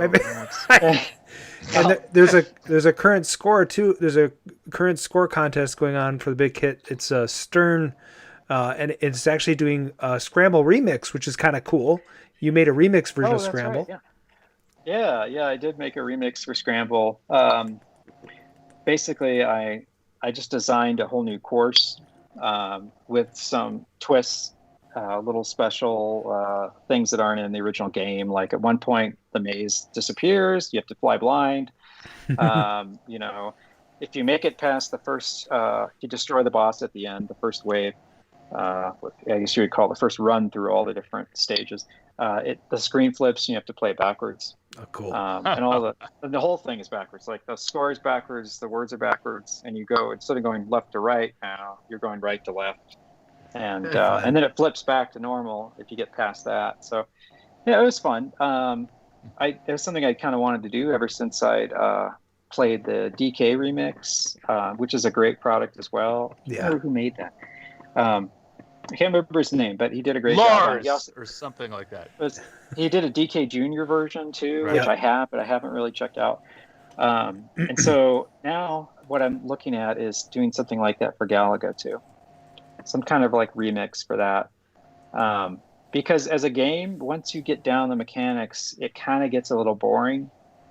Galaga does. And so I'm kind of looking at some ways to spice that up and make it a bit more interesting as a remix sometime this year. Throw a Sinistar in there for. Throw a Sinistar. That's a Williams platform. Yeah. Well, one thing I've done, and I decided from the start, is that like James J Rock, his products, his boards. I didn't want to cover anything he'd already done. Yeah. So he has the Williams board, the multi Williams. He's also done Milestar with Qbert, Mad Planets.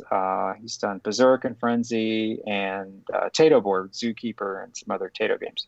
Taito. No, I just meant have Sinistar come into the middle of Galaga. Oh, I see what you're saying. Oh, that would be weird. Oh, you could do that. Yeah. Run! So I was looking at Galaga hardware. I know that the video boards are different, but I see that they share CPU boards with Bosconian, Dig Dug, and the Exevious and Super Exevious. Is that true? Yeah, that is true. Bosconian's horizontal. That's the only catch on that. Forget about Bosconian. Nobody likes it. But yeah, I am looking at those other games as future adds to the bit kit. So that'd be amazing. Cool. Yeah. So you get to talk to Ken House, who blocked me on Facebook, but whatever. That's right. I should definitely. I'll have to have Ken do some testing for Dig Dug, because he's a guy that knows Dig Dug, obviously, like nobody else. I love Dig Dug. You know who I've else? always liked that game too. There's a guy locally here, Chris Rhodes, that also is a Dig Dug champion. Although he doesn't have any, like, he hasn't put his scores up on, Twin Galaxies or anything. He's an anonymous. Oh, sure. The name you were looking for earlier was John Kowalski. That's it. Okay. So, anyway, great guy. I've asked him to be on the show, but he's kind of meek. I do want to thank you for being on the show. I want to be respectful of your time, because I know you had a short amount of time. So if you need to go, Aaron, great. And it's been fun having you here. If not, you can certainly stay on with us. Start asking about your adventures outside your house. Well, I don't know. I haven't had many this year. Me neither. I don't go out. A rough year, Me and my wife, we go out to dinner once a week, and wear masks and everything. And Colorado's had it, I think, better recently than we did right around Christmas. So things have kind of gotten better in terms of our numbers and everything. Mm-hmm. But yeah, just waiting for all the stuff. Are you trying for the vaccine, or how's that going? I don't think I don't think I'll be eligible until summertime probably. Right. Yeah. I don't know. I don't know what the age grouping is, but they're just now. I think here in Colorado they just now got to 65 and below. Now if you're under 65 and you're a teacher maybe, or working healthcare, and up to a certain age of 40 or 45 or something, I think you can get it, but they haven't got down to the general population of people that stay at home and work on computers yet. It's right. we're probably in the we're the last line. I never asked, so I know you say you're consulting and you do programming. What language and what specialty? What's that position? Well, I've done web app development forever. So, I've done everything from Java to Perl to C to Ruby. I've done a lot of Ruby on Rails lately. A lot of JS, JavaScript stuff like Angular and React. So React is more recent, but, right. It's the faces change, but the game stays the same. Yeah, no kidding. It's what? Okay, so how did you rearrange the syntax this time? It's so and in fact, I get so confused all the time because, working in the FPGA, it's one syntax. Working, in everything else, it's a different syntax, and I'm do I need a semicolon? Does this language use a semicolon? Why is my life dominated by this question? Right. It's well, if you want to talk syntax, last weekend My good buddy was over here, who's in my bubble, but we are both mask wearers, and we, anyway, he's sort of family. So he was over here, and we were on my VIC 20. Oh, sweet. Yeah. I think I shot you some pictures. Yeah, you did. No, I love the VIC. That's the first computer I had. I got it for Christmas one year. I think I was about 10 or 9, and that kind of started me on my journey with computers in general, and that ended up becoming my career. And although I have to admit, I swore off. And this is why CraftyMech is a business. I swore off writing software for fun about 20 years ago. I only do it for money. Nice. That's the truth. I swore off any kind of like open source community kind of stuff. It's just not.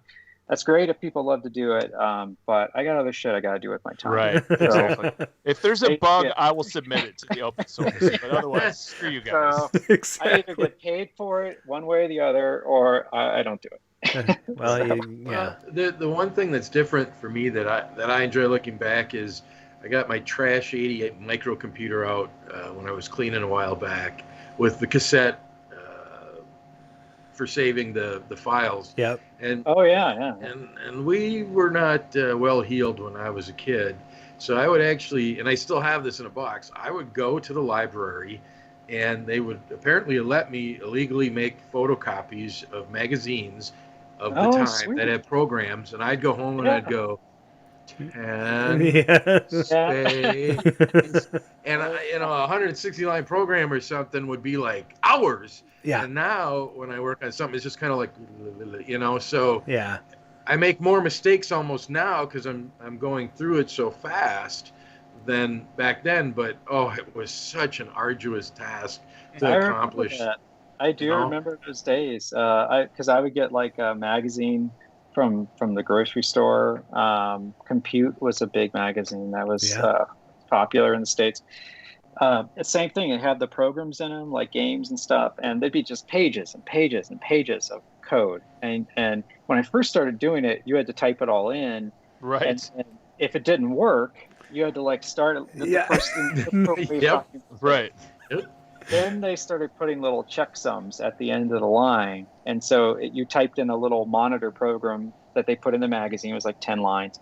And that would like check each line you typed in against the checksum that you put in from the magazine and tell you if you entered the line right. That's nice. So that saved my ass a lot of times. But yeah, it was the same thing. You spend hours typing this in, and then with cassettes, then you save it to the cassette, and then like tomorrow you want to load it up and play it, but it's like this 6th thing on the cassette. Yeah. So you can't.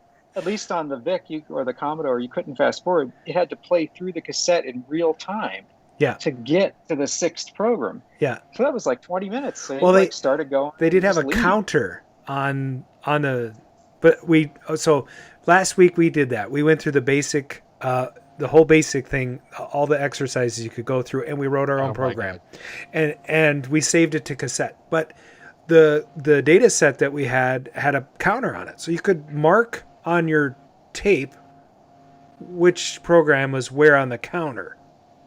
So that way you could fast forward to where you needed to go. Now instead of having to let it play through and find each of the markers that needed. The problem is that not all counters are created equally. And we discovered this because I had 4 decks that we were playing with trying to get one of them to work. Okay. And it actually turned out we were having a problem with the memory card and not the data sets. But we did learn that the counters are not exact. So. And how big was the memory card? Well, so the VIC comes with 4K on board, and so you're left with 3 left over. Yeah. Once it boots into It was a 32K computer, but like 28 of that was used by the hardware for various things. So you had like 3.5K free when you started it up. And this was an 8K RAM expansion card, which I opened it up, and it's the same RAM that goes into pinball machines. So the 6016 or whatever, it's I can't remember what it's called, 6416 chips. But there's a whole bank that's not populated. And I think, and a switch bank that goes below it. I think I could probably make it like double. I could probably make it like a 16. Yeah, I think they had a 16 like K Super Expander or something. I bet you that it's also the had, same card. Better graphics. I think I have that card. Yeah. Do I? Oh, this is awesome. Anyway, I don't have my Vic stuff here. we totally nerded out, and what do we got? We got Radar Rat Race. Oh yes. Oh my God. Oh yeah, check it out. 16K RAM cartridge right there. I need you to open that up. I want you to open that up later because it's not easy to get open. And if you could tell me how many chips are in there, I bet I can duplicate that. I bet it's the same exact hardware. I don't know if you can handle 16K though. That's a lot. Yeah. I mean, what are you going to do with that? I don't. Well, actually, some of the cassette games we had required the 8K expansion cartridge. So we had trouble loading one because I think it needed beyond like 6K, and we couldn't get there.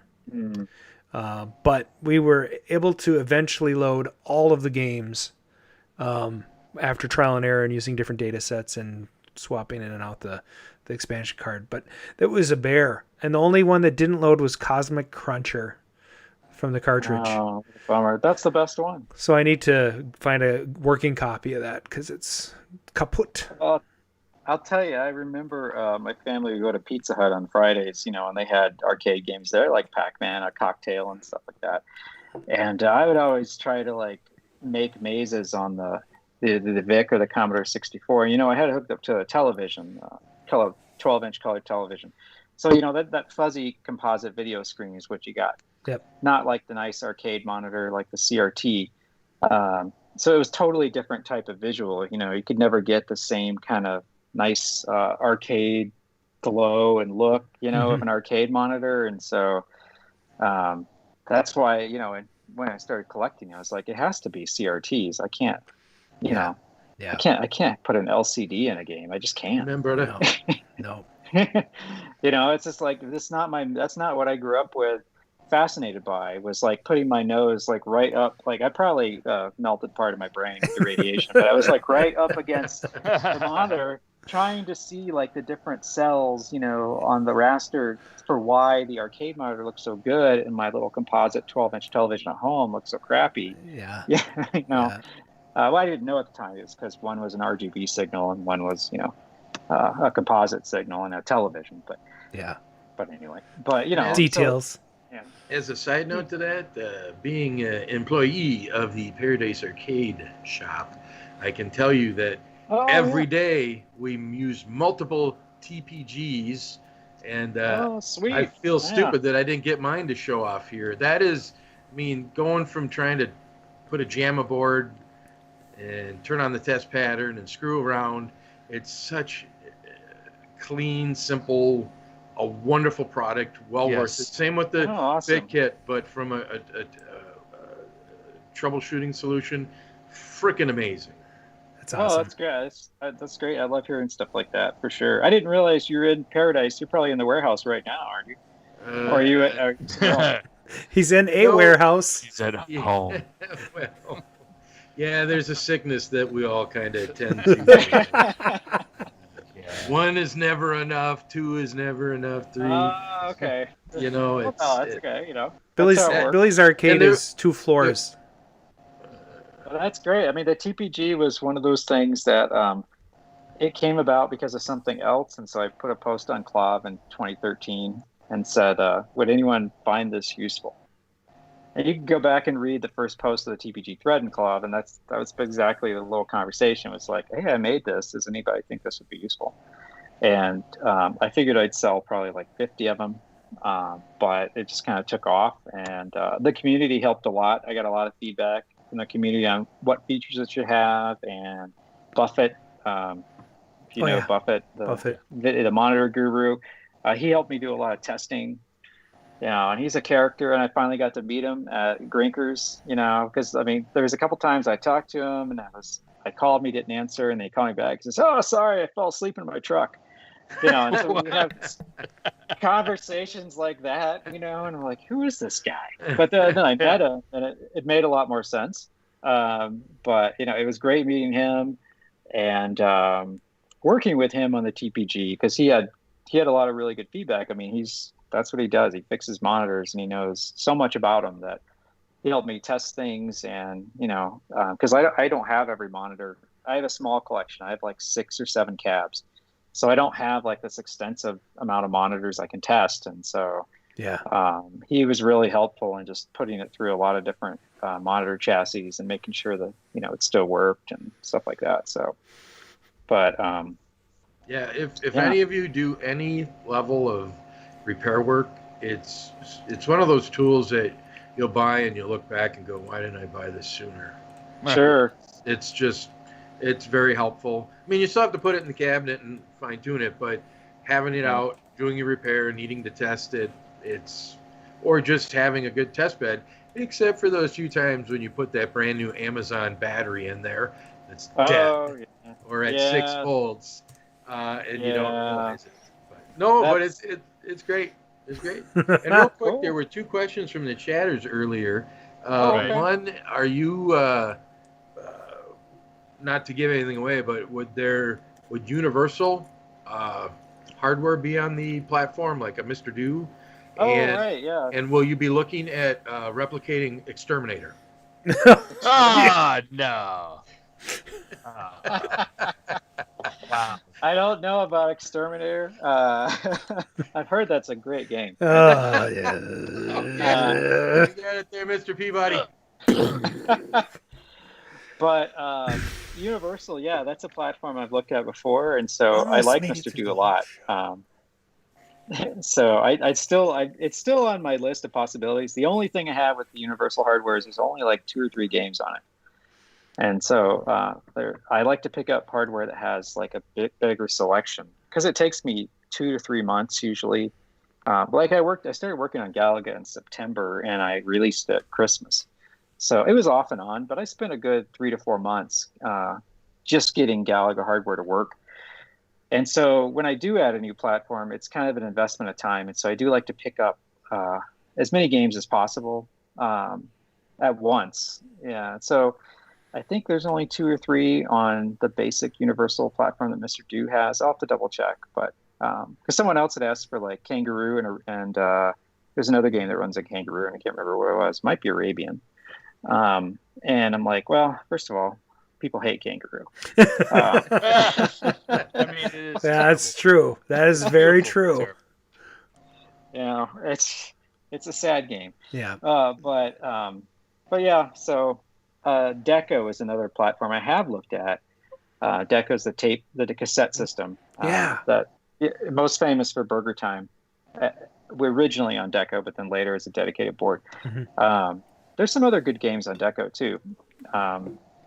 So there's possibilities, but I've got some stuff to do on the Galaga hardware yet. We've got some games we talked about. A couple more games on Galaxy, and then I can pull out. Sweet. Like there's a Ladybug bootleg that runs on Galaxian hardware that actually plays pretty well. It just has the music's not as good because Galaxian hardware had crappy sound hardware, but but otherwise it plays nice. So that's what I'm looking at. But I think I've done 18. This is the 18th update on the BitKit, so I've released 18 updates since the product was launched. So I don't have any fixed schedule. I don't make any promises, but I have been able to consistently deliver something several times a year as an update. So they'll be good. There'll be stuff coming down the pipe. Sweet. Yeah. Beautiful. Well, I think we should wrap it up right about here. Yes, sir. Yeah. I want to say thank you one more time for being on the show. Aaron, if you wanted to stick with us after the outro, we'll just say a little final goodbye to you off the air. And I think that's going to be it for the show. That's the Arcade Radio. And I want to thank you all for tuning in. Thank you. Hey, guys, check out our website, arcaderadio.com. That's RCATEradio.com for all of our social media and swag links. Call and leave comments at 612-548-GAME. That's 612-548-4267. 6'3". Enjoying the show? Pick up some Arcade Radio swag over at teespring.com/arcaderadio, or consider supporting our Patreon campaign over at patreon.com/arcaderadio. It's only a few bucks to join in the campaign and give us a little money to keep this thing going. Subscribe to our YouTube channel and click that notification bell so you will know when we're streaming live, and probably find out that we're going to have a TikTok channel, most likely, that I'm running and stuff. Yeah. Whoa! If you like what you're hearing, consider dropping a 5-star review on Anchor, iTunes, Spotify, or whatever you consume your podcast at. And don't forget to consider my arcade-themed sock puppets. Look at it, it's so lifelike. That's going to be it for tonight's show from Arcade Radio. We hope you had a great time, and we'll see you in a couple of weeks. Thank you.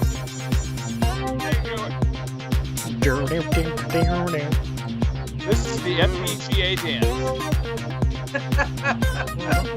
It's just like a regular dance, but it's simulated.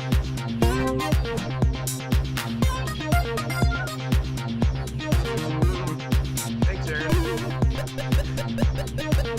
All right, here we go. I hear a dial tone. Here it comes.